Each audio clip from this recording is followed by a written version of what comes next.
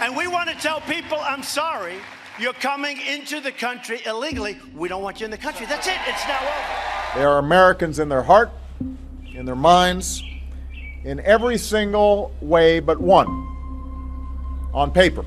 Well, I have a great heart for the folks we're talking about. We cannot admit everyone who would like to come here. It's just that simple. I'm undocumented right now. If there's anyone who's thinking about maybe not voting, I just would like to tell them that their vote can define my future. I came to this country when I was around 8 months old.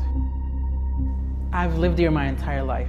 I don't know anything about where I originally came from. And it is very frustrating that I don't have a voice in my community. I don't have a voice to change things. I don't have a vote.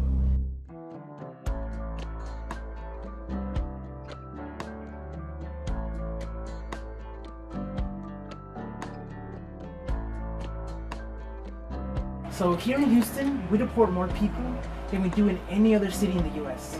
I went out canvassing to remind people about voting, just to share with them about some issues that are affecting my community, so they can take that into account when they go out and vote. He said he was really supportive and he liked that we came out.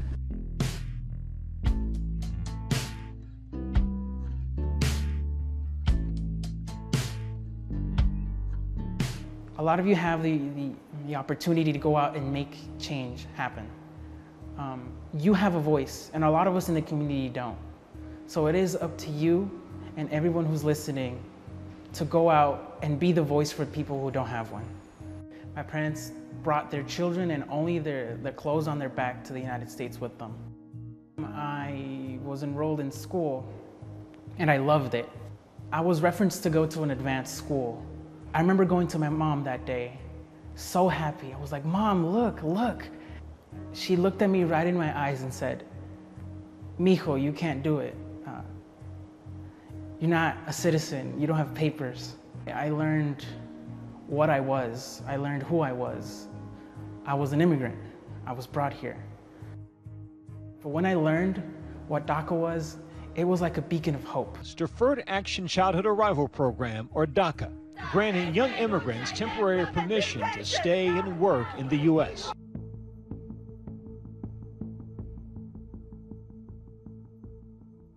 I mean, I've been hearing about DACA for so many years.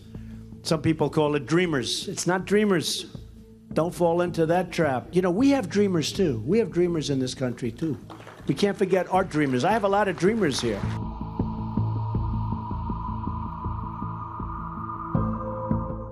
I was on my way to class. I looked at my phone, and in the notifications it says, "Jeff Sessions has ended DACA." That the Department of Homeland Security should begin an orderly, lawful wind down, including the cancellation of the memo that authorized this program.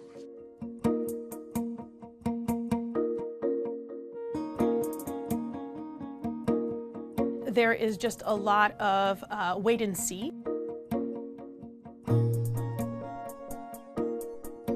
The fight or the push to rescind DACA and all these efforts to make it go away, and makes people feel as though, you know, what is their best chance? What is their hope for continuing to live in a country that they've really mostly only known as their only home?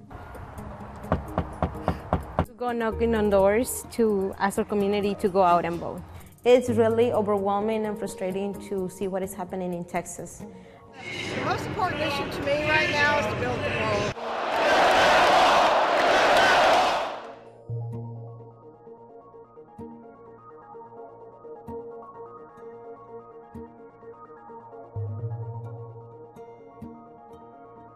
I think it is unfair. It's not right to give U.S. citizenship to people who came here illegally. I think it's unfair to legal immigrants. And I think what we ought to be doing is we ought to be welcoming and embracing legal immigrants, those who wait in line, who follow the rules.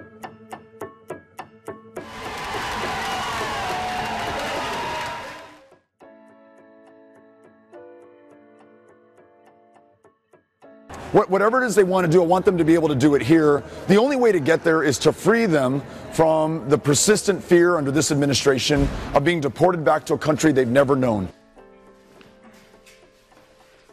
Every day, I feel the fear of being deported.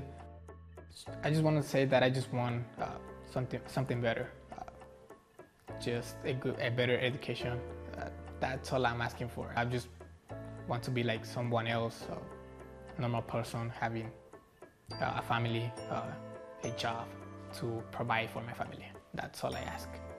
And we spend more money deporting our community and these people than we do on our own education and our own children. My family decided to come here because we were facing a problem in Honduras. We were lucky to actually make it here.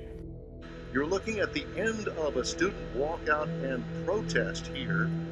This all was transpired just recently because of apparently some sort of detention of one of the students by an ICE agent. I was detained in school after an incident with another student. I was sent to ICE detention. I was watching the TV. The guy in the TV was talking about a student from Houston being detained, and then the school doing a walkout. I was so happy to see that I was getting help. Every day was really hard for me. Just thinking about what was going to happen to me. I had no idea if I was going to be deported or if I was going to have the opportunity to go back to school and see my mother, my brothers, and the people in my school. Right now, the need for us to completely live unafraid, for our families to completely live without the fear of being stopped by the cops, arrested, and eventually find their way into deportation, it's really necessary. And I think our community has the power to make those changes and to raise their voices. They have the privilege to do so.